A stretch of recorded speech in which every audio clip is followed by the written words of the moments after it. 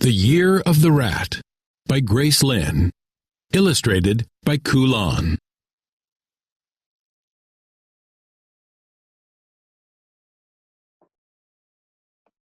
It's the Chinese Year of the Rat, which is believed to bring change and new beginnings, and Pacey has had more than her fair share of change. Her best friend, Melody, has moved to California, and her friendship with Becky and Charlotte has become strained. The new boy in school, Dunway, and his family have moved into Melody's old house, making Dunway the enemy. To make matters worse, Pacey wants to be an author and illustrator when she grows up, but her father thinks that profession is a cold door, a difficult job that could lead to a hard life. Born in the Year of the Tiger, Pacey doesn't feel the luck that tigers are believed to have. Now, as the year comes to a close, Pacey thinks about the resolutions she made at the beginning of the year. Resolutions. Resolutions are promises to do or not do something.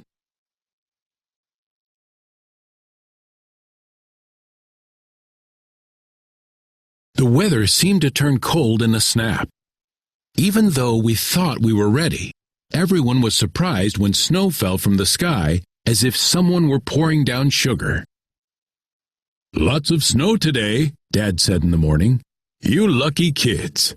The radio said that there's no school. It's so cold outside that it's breaking records. I wish I could have a snow day.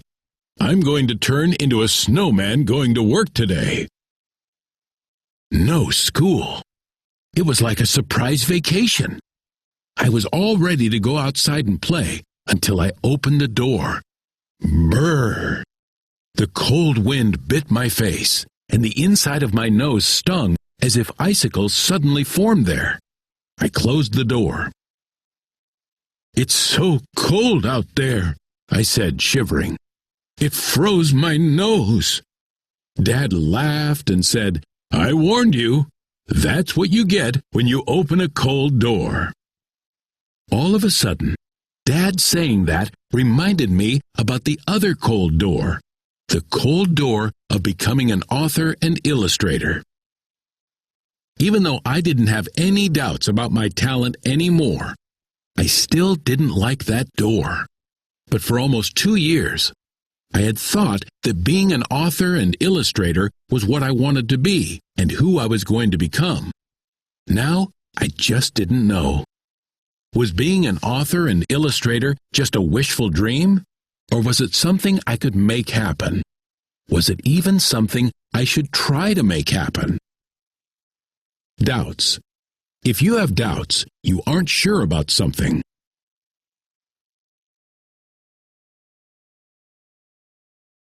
Remember at Chinese New Year when we wrote resolutions? I asked Dad. Remember how you told me some things you made happen and other things you just wished? Dad nodded. Well, how do you know which is which? I asked. And how do you know which are the things you should try for? Well, this is a hard question for so early in the morning, Dad said. I guess it's different for every person. You have to know yourself, what you can do. Can't someone just tell me? I said. It's too hard to figure it out. No, no one can tell you, Dad said. Only you can decide, because only you know who you are. You know who I am, I said. And Mom too. You're my parents. We are your parents, Dad said. But that doesn't mean we truly know you. It's like that little story, Knowing the Fish. One day, 2 philosophers were walking outdoors. As they crossed a bridge, they stopped and saw an orange fish glide through the muddy green water, like floating tangerine peels. In the sunlight, the fish sparkled like fireflies. "The fish are happy today," one philosopher said to the other. "How do you know?" the other philosopher replied. "You're not a fish." The friends continued walking. Their footsteps crunched the carpet of golden leaves as they passed, and each was quiet. The first philosopher was deep in thought, considering their conversation. Finally, he said to the other, "How do you know that I don't know that the fish are happy?" the first philosopher said. "You are not me."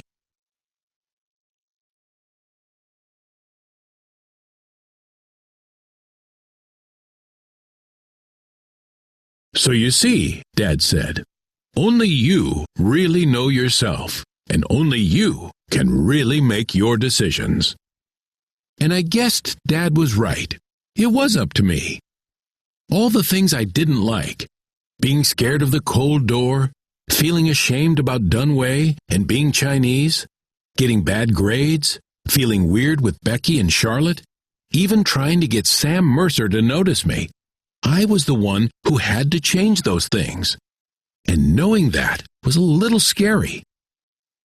"Why do you look so frightened all of a sudden?" Dad asked. "I didn't realize I'd have to decide and do things," I said. "I liked it better when you and Mom did everything."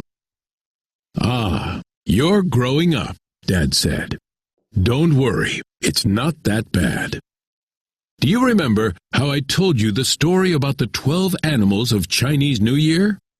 The tiger came in third place, without a raft or friends helping him.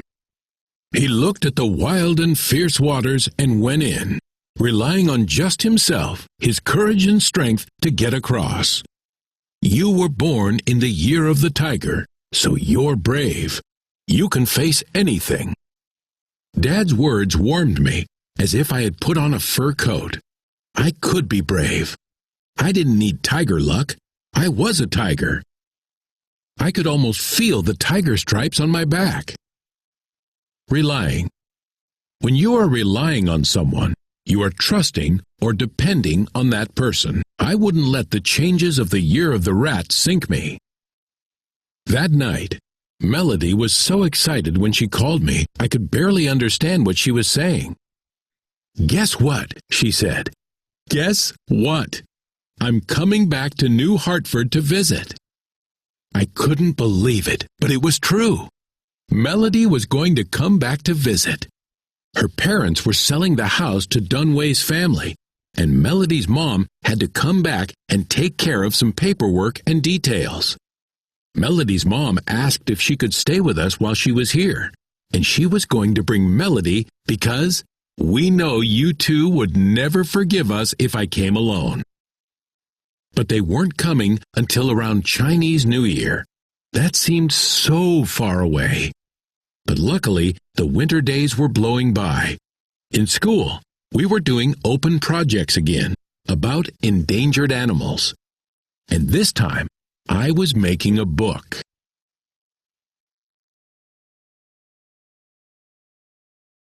"Are you sure you don't want to be a third partner?" Becky asked out on the playground at recess.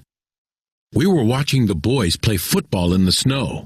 The boys liked to play football in the snow because then they could dive on the ground without getting hurt.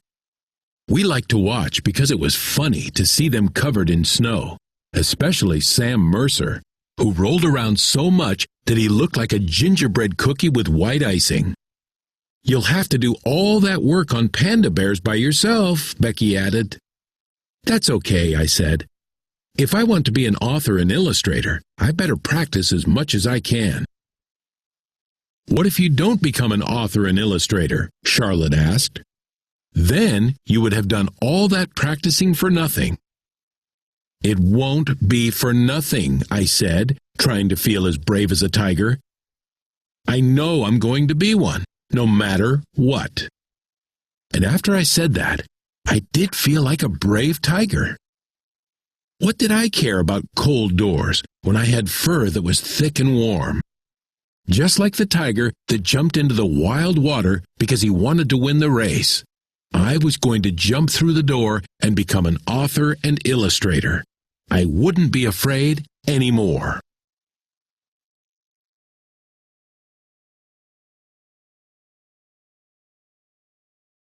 "So when is Melody coming back?" Charlotte asked. I had told them all about her phone call that morning. "In a couple of months," I said, smiling. "Just in time for Chinese New Year." Well, maybe it's good you're doing the project by yourself then, Becky said in a funny voice. We won't see you at all once Melody arrives. I stopped smiling. Suddenly, I understood why everything felt clumsy and awkward when I was with Charlotte and Becky. When Melody had moved here 2 years ago, we had become best friends, and I had stopped being such good friends with Becky and Charlotte. Not only had I ignored them and probably hurt their feelings, all the things that I had been interested in and cared about were different now. Clumsy. If an action is clumsy, it happens in a careless way. Awkward. In an awkward situation, things feel tense and uncomfortable. They hadn't changed. I had changed.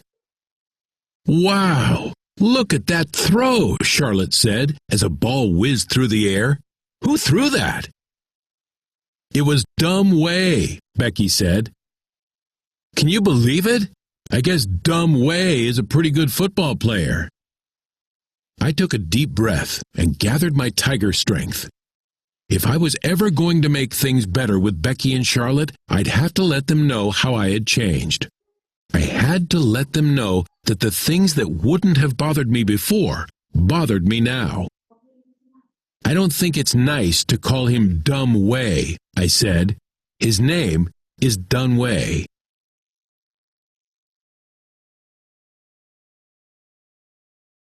But everyone calls him that, Becky said. I swallowed hard and looked at my feet. I don't, I said, because I think it's kind of mean. When I peeked up, I saw Becky looking at me with her head cocked like a surprised pigeon. Slowly she nodded. You're right, she said. It is mean. I won't do it anymore. Thanks, I said. And it was as if the ice in my stomach had suddenly melted away. You know what? When Melody comes, you two should come over. I bet my mom would let me have a sleepover. Yeah, that'd be fun, Charlotte said, and they smiled at me. I smiled back. Everything would be all right. Deep inside of me, I heard a tiger roar. It was so loud and strong I was surprised. I never knew it was there before.